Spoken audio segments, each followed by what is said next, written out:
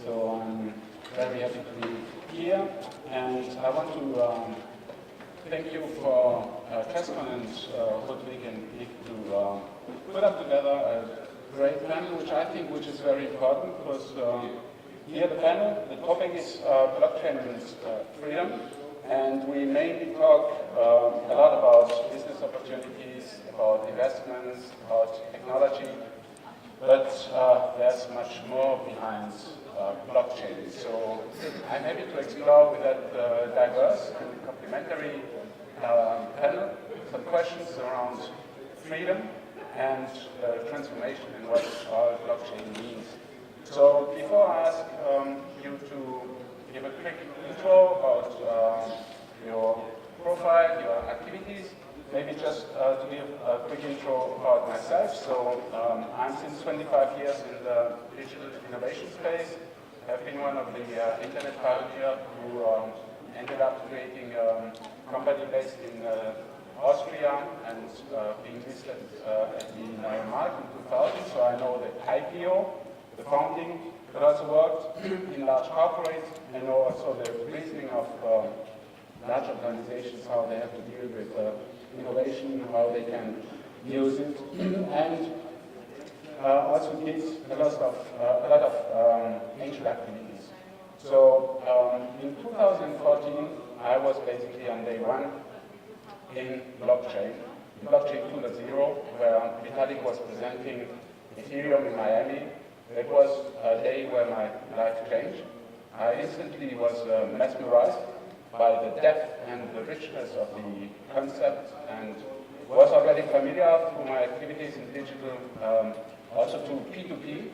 We have seen P2P in the 90s with Citi and with Napster, but now it seems that they introduced a new missing link. The missing link was the currency, and Vitalik even pushed it further with the building of an infrastructure where we can build new models. So much to myself. Well, in 2014, I then developed some hands-on experiences with the guys of Ethereum. I took classes at the University of Nicosia, the first university providing a structured approach to the field of digital and cryptocurrencies. And afterwards, I got also invited by the MIT of the Department of Computational Law to basically implement smart contracts into prototypes, which led then to the first project for the German industry in mobility, where we created for a large car manufacturer their first smart contract, decentralized based, IoT embedded business solution. So afterwards, I also co-founded the German Blockchain Association.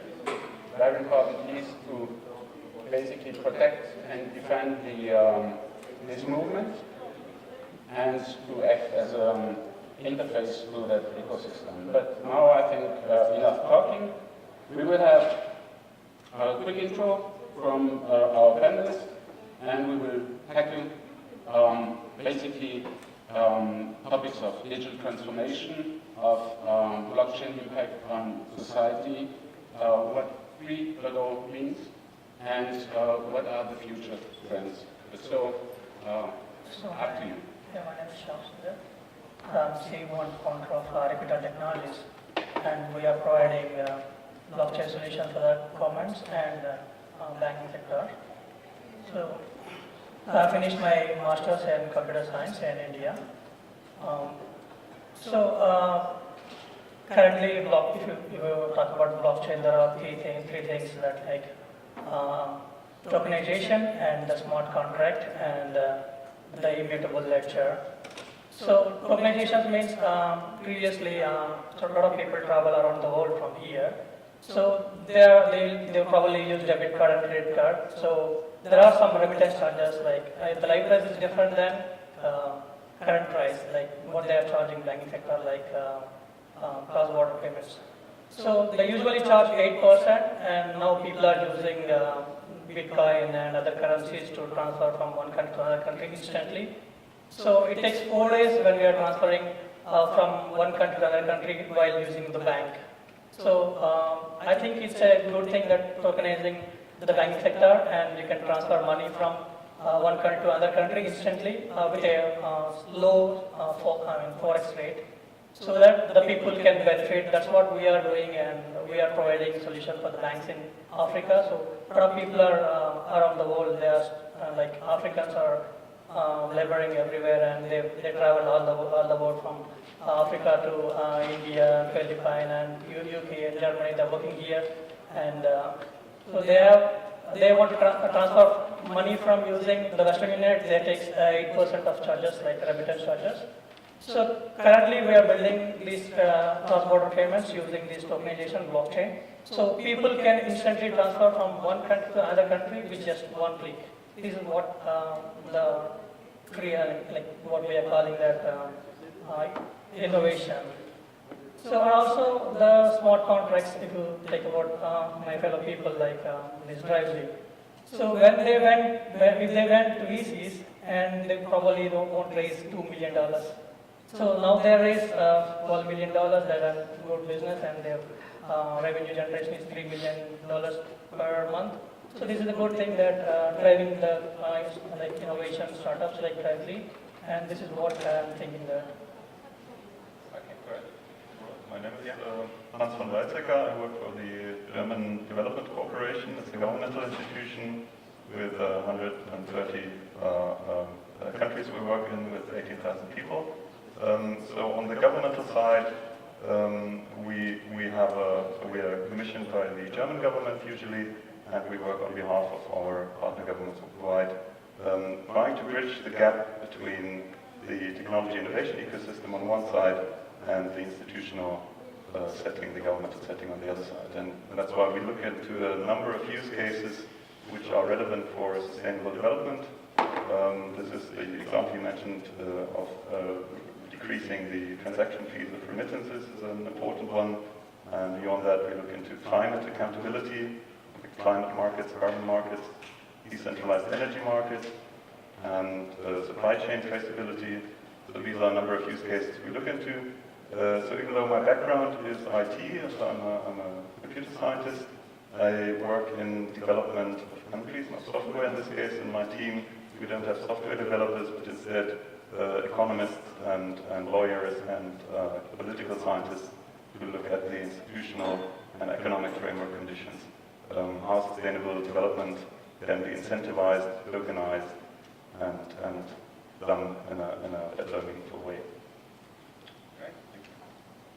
Hi, my name is Stefan Heilmann. I am the CEO of IEG Investment Bank, which is a boutique investment bank active in 3 regions with around 120 bankers, own bankers, in Asia, in Europe, and in the US. We are fully integrated from M&A financing to an own principal investment arm.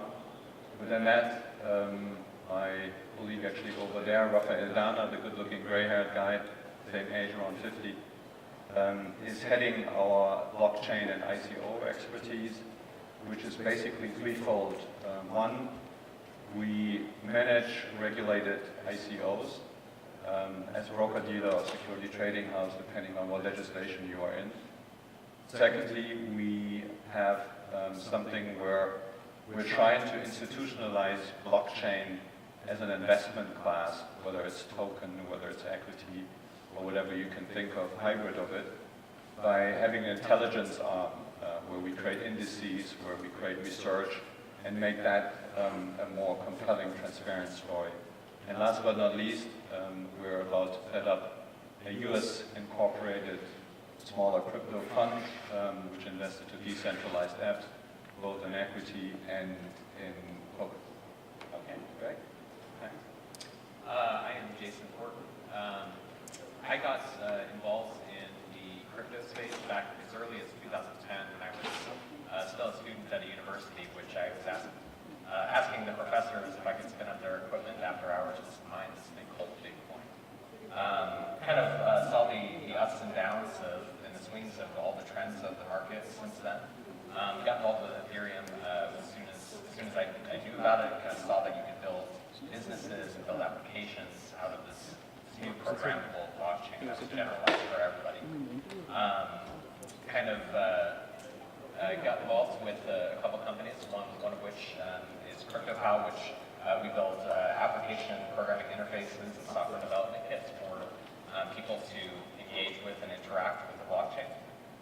And another company called Gloria.com, which is tokenizing the removal of carbon dioxide from the atmosphere. Cool. Thanks. Hi, this is Lim. I work for a company called 5G and we have a product called Rent Points. So basically Rent Points is a platform wherein we do an ICO and generate some tokens. And that token is in turn used in 5G platform to procure cars, and the same cars are put on the platform to generate revenue from the consumers.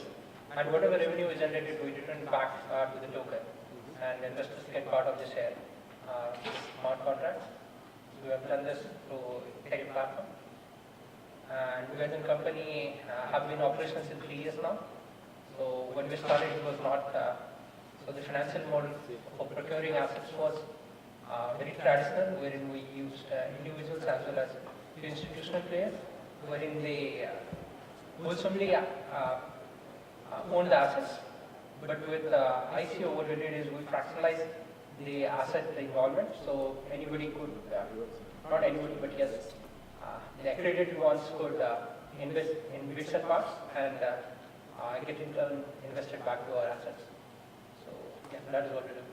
Okay, great. So you see we have a great diversified panel, and I'm interested to just discuss with you the topic of freedom. So we have entrepreneurs, we have investors, we have founders, and we have also representatives for, let's say, blockchain for good project.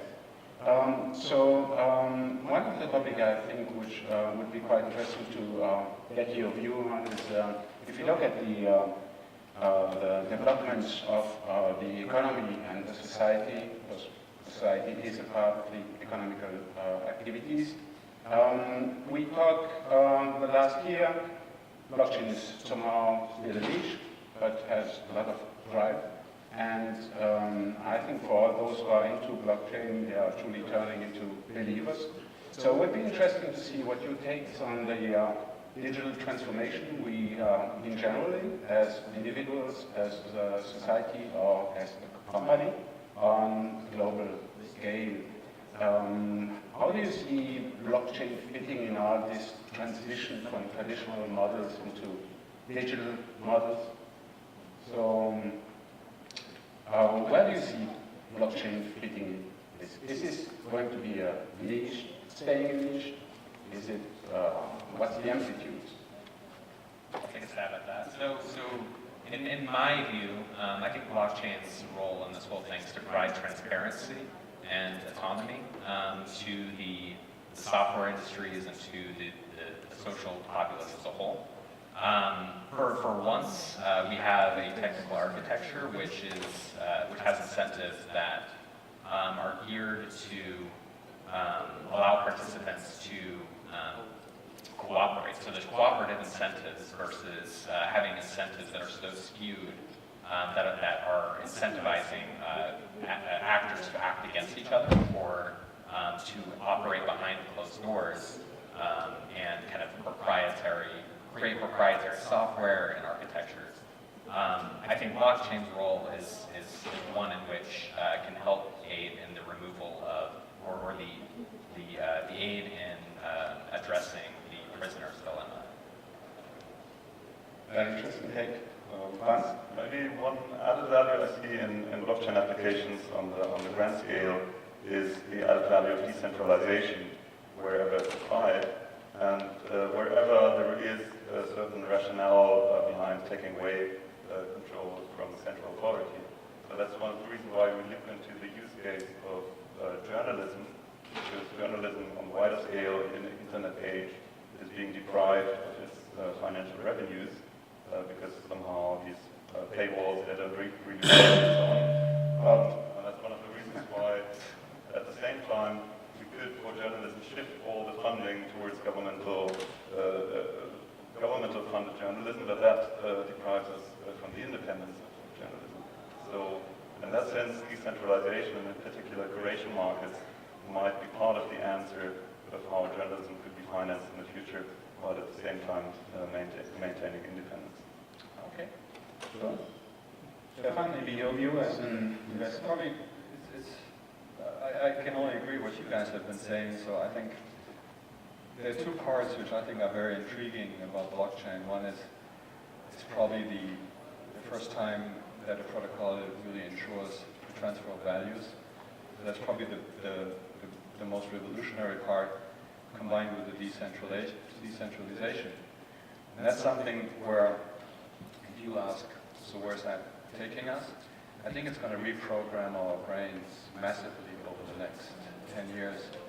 Because we look more at the Western world, we're all trained over 1,000 years to work and endorse always via a third party. So a notary, or when we transfer money to you, I use a bank which I don't know, and I trust them that they take up the money and put it into your account. It's actually very strange behavior.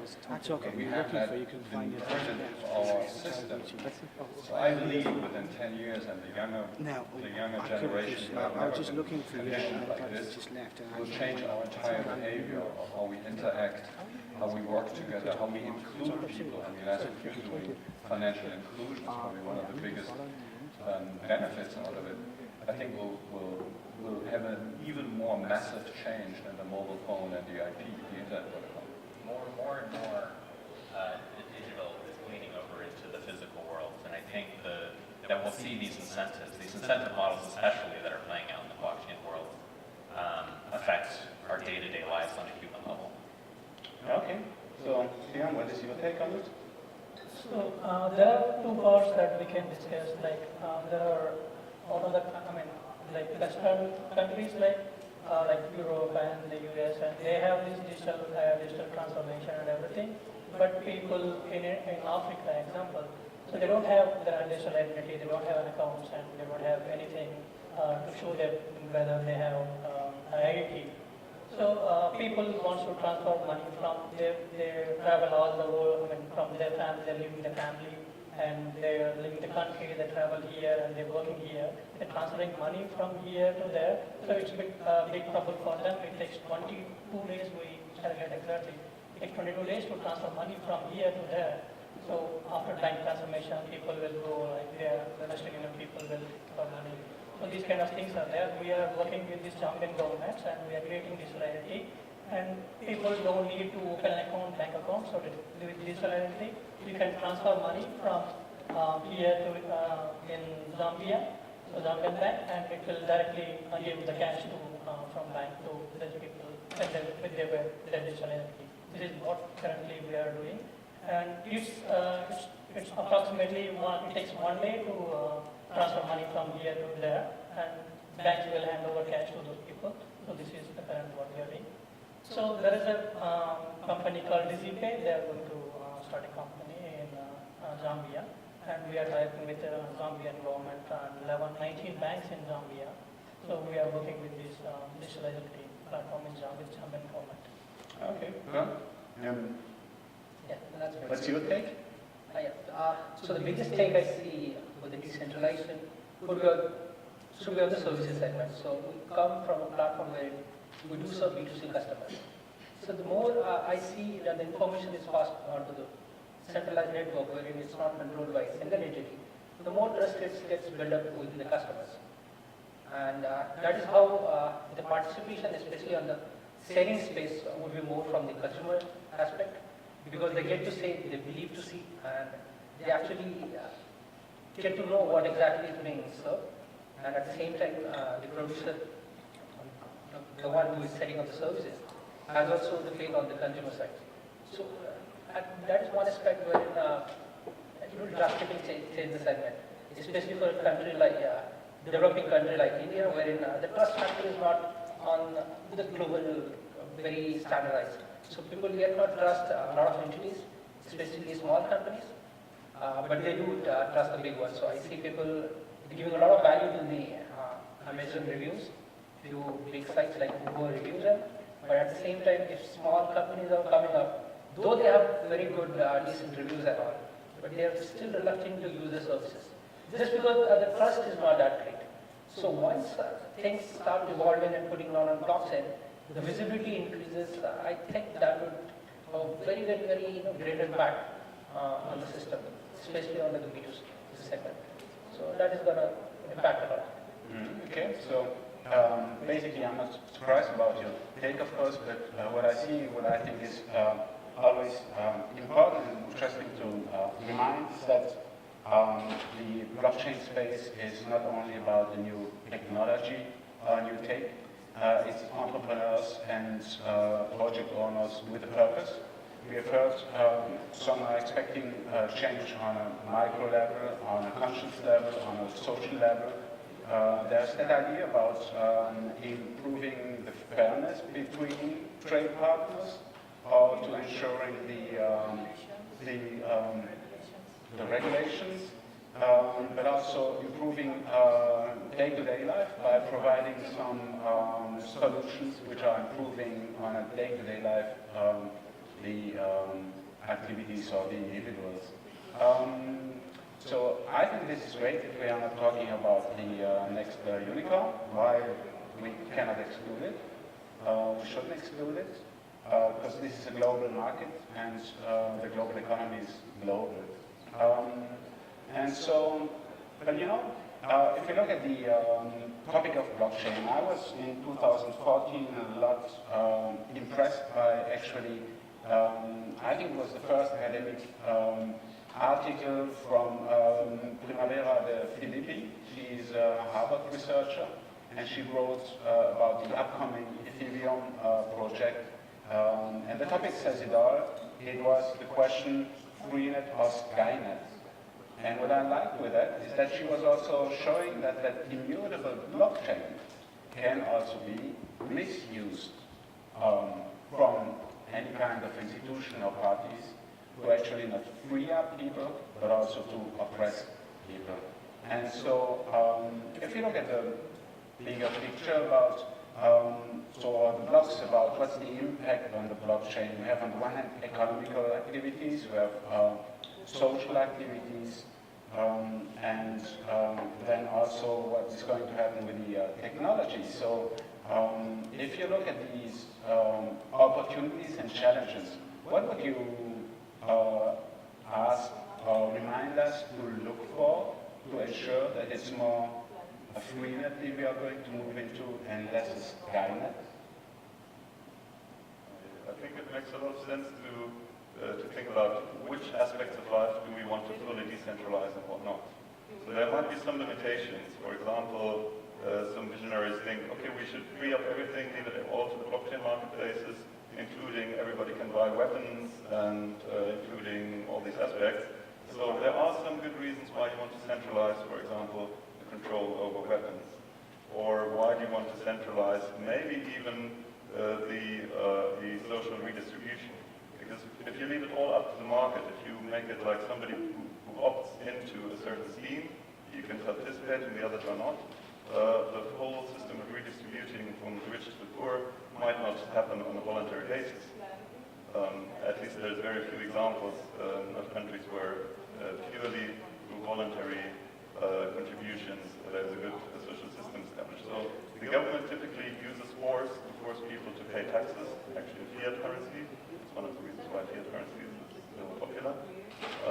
And this way you would redistribute wealth from poor to rich. If you would have a completely permissionless decentralized blockchain, it's unlikely to solve the redistribution problem. Okay. Yes. Another thing to, I guess, consider is to always just be mindful of how and when we blockchain things. One might think that at some point blockchain is going to be a little bit more kind of normal. It's going to be a day-to-day type term. It'll be a little bit more used somewhat like the way the internet is today. And in transitioning in such a way, the world might start more integrating day-to-day applications with the blockchain. Now, when that happens, you might imagine that people start putting things into the blockchain which maybe don't need to be in a public ledger or aren't put into a public ledger in a very mindful way. things like voting or things like other file distribution. When you put something in an immutable ledger, it's going to be there forever. And so if that thing doesn't get put into the blockchain in, I guess, an appropriate manner, it could be used in all kinds of malicious ways. Very good. Sir. Discussion. See, I don't have, I heard that question before very often, and nothing against your question, but I don't like it. Because at the end of the day, I think we got a little bit mixed up that blockchain is a philosophy, and we'll talk about community, and it has a consciousness, and it's something really more. But at the end of the day, it's a technology and a protocol, and we should leave it in that corner, not ask the protocol to make decisions which we humans will have to figure out on our own. So if I put rocket science into non-cautious or thoughtful hands, that's not good either. If I put weapon technology in other hands. So I think we're putting a little bit too much into that blockchain thing in terms of conscious, right or wrong. At the end of the day, it's how we operate it, and I think what you said is probably the best. As long as we keep technology thoughtful in our life, I think that's very smart, but that will not happen. Okay. But the question is, who is we? And there's a discussion about, for example, if we look at the global market, what we have now is a global, an eruption of blockchain projects everywhere. You were presenting the trade finance, for example, which goes very fine with a global supply chain.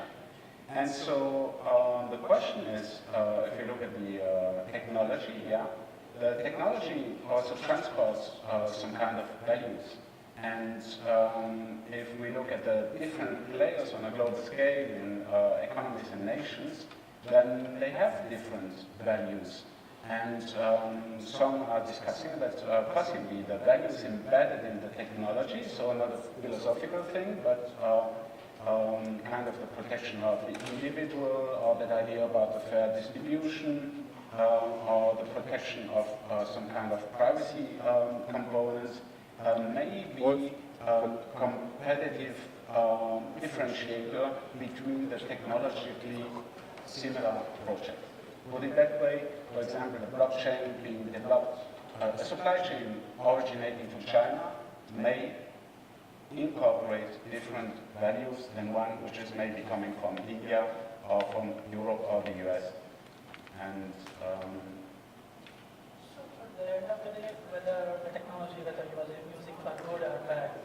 So some people transfer Ethereum or Bitcoin from here to Africa, especially because they don't have a bank, so they want to move from here to their money instantly.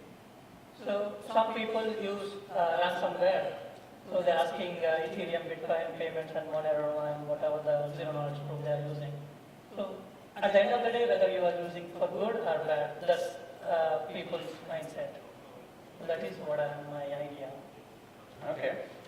The quote by this that famous investment banker from Warren Buffett, show me the incentive and I'll show you the outcome, Charles Munger. And it's a very powerful incentive machine, and it's so powerful that it has generated a huge energy consumption. That's one example of this decentralized incentive at work, or the proof of work in this case. But it's a powerful incentive scheme in many other ways as well. As soon as you run the entire economy in a peer-to-peer basis, cutting out the middleman, traditionally you would regulate the middleman in order to achieve certain economic outcome. For example, whether you regulate Uber, have a minimum wage introduced into Uber, or things like that, it's not going to work if transactions are peer-to-peer. So the question is what systems we build, and do we really allow anybody to participate in this peer-to-peer economy? Technically, it's part of the infrastructure, and that produces certain market dynamics. It's a way of, in a sense, you have the blockchain as an operating system for an entirely liberalized market economy. Yeah. To that, we also have a technology, a nascent technology at that.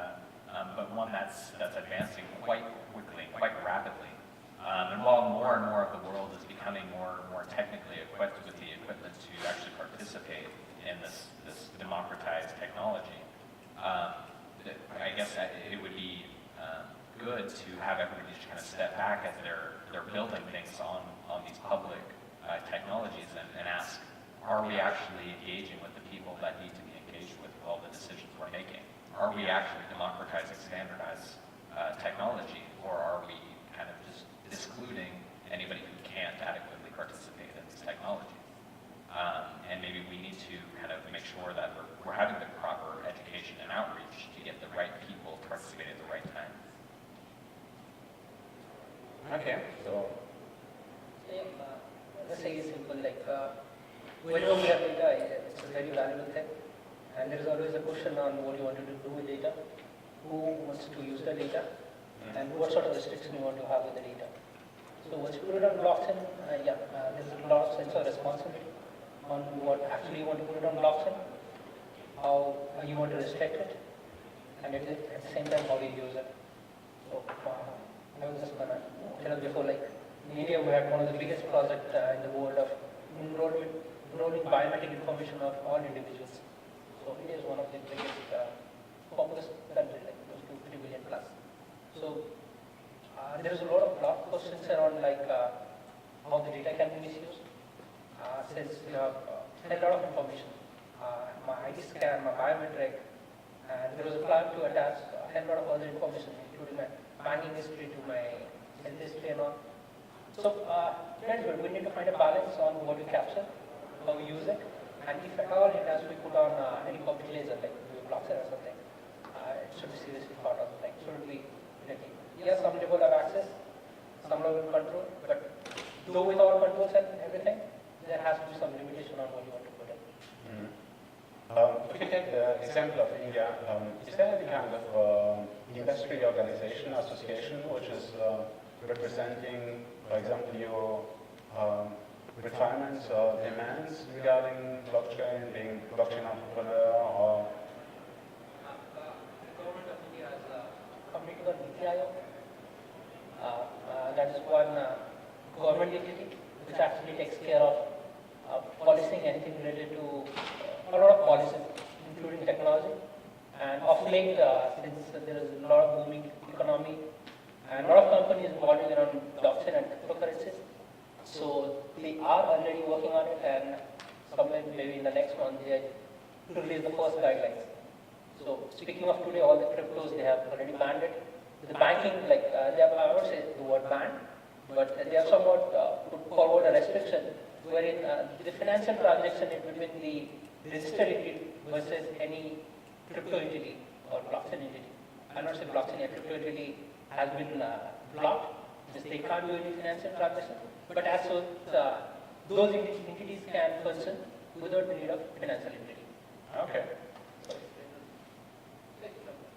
So, also picking up one topic Franz and Jaycen I think put up is about the electricity consumption right now, which is not very eco-friendly, put it that way, but which has been a working consensus system to create that layer of trust. So we also wanted somehow to talk about blockchain 3.0. I don't know if you're all familiar with the terminology of blockchain 3.0. In general, it's a terminology which gains a bit more of momentum in the last time, and it's usually considered that blockchain 1.0 is basically the Bitcoin age, and Ethereum was kind of opening up the 2.0. Blockchain 2.0 age. Both are still using proof of work, which means burning energy. And blockchain 3.0 is basically addressing that issue and is pointing to new technologies which are underway. So what do you think where we heading to, and where is it relevant for your business, and how do you maybe address this topic? Energy consumption is definitely non-scalable proof of work. But a bigger issue with it is the fact that it's outputting tons of carbon per block of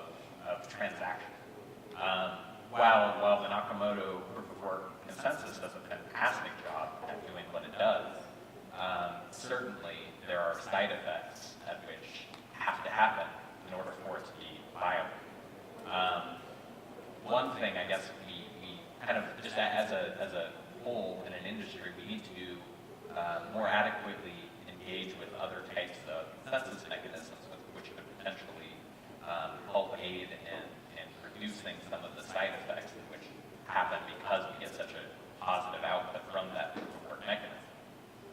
Some of those are already being investigated, like proof of stake and the Ethereum system, and there's other ones like Algorand, and some other adversarial ones. Not sure which of those might actually be viable in actual, once it goes into the wild, we're not sure yet. But all of these things need to be considered, and maybe there are other mechanisms in which we can use to address this issue. Personally, if I was to invest for my retirement age, I would probably not invest in the Bitcoin and the blockchain 1.0 technology, like in Bitcoin. I'm not sure whether it would be Neo or Ethereum or anything else, but maybe we once might reach a point where there is serious governmental backing for actual decentralized currencies. I mean, unlike the centralized crypto one, but like proper decentralized currencies, which then hopefully would be non-energy consuming types of cryptocurrencies. Because I believe the whole valuation of the ecosystem comes from switching costs. So the switching cost of moving from Bitcoin to Ether is quite low. The switching costs from moving away from the euro is very high because the government forces you to pay your taxes in euro. You can't just move away. So you have very high switching costs. So once we reach a stage where governments are actually backing decentralized currency by saying, okay, you have to pay your taxes in that currency, this is where it's really going to take off. And I hope this will be the time when there will be different mines other than the work. That might be sooner than we think. I think so. I'm here from Arizona, in the United States, and actually we started taking state taxes in Bitcoin. It's very interesting. We have this, by the way, also in Europe, in Switzerland. You can pay fees in a part of Switzerland and Zug your taxes or fees with Bitcoin or other cryptocurrencies. Yeah, but that's still the exception.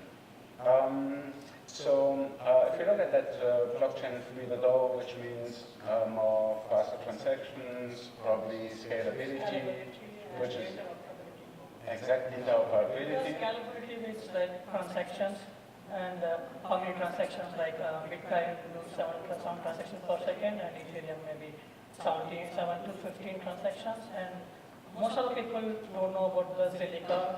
You heard about maybe Zilliqa. So our CTO is from Zilliqa. So they've done this PBFT using smart signature, and there is a new technique called sharding. So you can shard a few nodes in some sharding, put 5 or 10 nodes in one shard and 20 nodes in one shard. So you can increase the scalability up to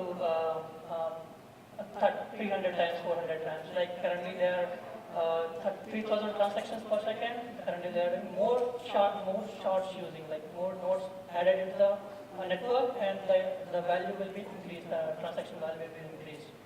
So, and when it comes to the interoperability, and most of the people, not working in that because it takes a lot of time to understand the concept to transfer one blockchain to another blockchain, value exchanging or data exchanging. So currently people are working on it. That is called atomic swap. So sustainability means these transactions and these blockchain we can implement when it depends upon the technology like smart contracts and other applications we can use. So DApps, DAO, and these are the sustainability things, and how many smart contracts you can put on the blockchain. Each depends upon the technology what they are using. Zilliqa done a good thing in this PBFT and smart signature. You can increase the nodes. So when it comes to the Ripple, so up to 20 nodes we can add. So more than 20 is not probably can't add. So in this private blockchain, that is private blockchain. So when it comes to the Zilliqa, you can increase n number of nodes. So with the help of sharding and this smart signature. Okay. So thanks for really also opening up the technological development in that space. So what kind of future trends do you see besides now that move into blockchain 3.0, the interoperability of blockchains? There are a lot of use cases. Currently, people are using POCs, and it's all in the POC stage. And some people move into the pilot stage and not real-world applications. Like even trade finance also were done this pilot. That's it. So in real-world application, like the only few people do that kind of things, and maybe the Ripple is the someone and cross-border payments. Some people say that that is not a blockchain. And so there is no such a real use case currently, and everybody using the pilot thing.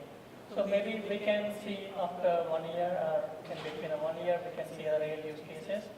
And in every industry, we can use blockchain where we can implement transparency and without a third party. That's what people think that is the use of blockchain technology in land registry and cross-border payments, KYC and AML, trade finance and supply chain management. And a lot of things are there, like even the media also. So this is my view, and I don't think that people will do it immediately. The use case are currently in pilot stage are POCs. That's it. Okay. Historically, we've been seeing in the blockchain ecosystem a lot of pull on the one side of the government trying to regulate and versus the community trying to have as much freedom as possible. I think in the future we will see more and more use cases where you can align incentives in some way or another in a meaningful way. Be it, for instance, in trade facilitation to have the whole trade process implemented as a smart contract and then have your custom fees collected in that manner. Have a lot of the governmental processes automized, providing the necessary accountability and transparency to them. And instead of these two opposing worlds working against each other, we'll see more common use cases. Okay. I see three trends actually, at least from the more maker's perspective. One, and I agree with you, Jason, I think the consensus model will be rethought and redeveloped. So we're probably coming from the more proof of stack side of the business, the Stellars and core of the world. So I think that will change, most likely already starting in the second half of 2018. Secondly, it comes to your point, France regulation. It's too big of a market not to be regulated, and that's good news. Why? Because I think in terms of when you think regulatory processes in terms of positiveness, you have to find a compliant way to include corporates, institutions into that equation. So far, it's a 90% retail market of individuals. And I cannot go on forever. That's not healthy. So I think regulation would be good. And thirdly, I believe, and I think you've been saying that, that's for me one of the biggest, you would call it standardization, you call it interoperability.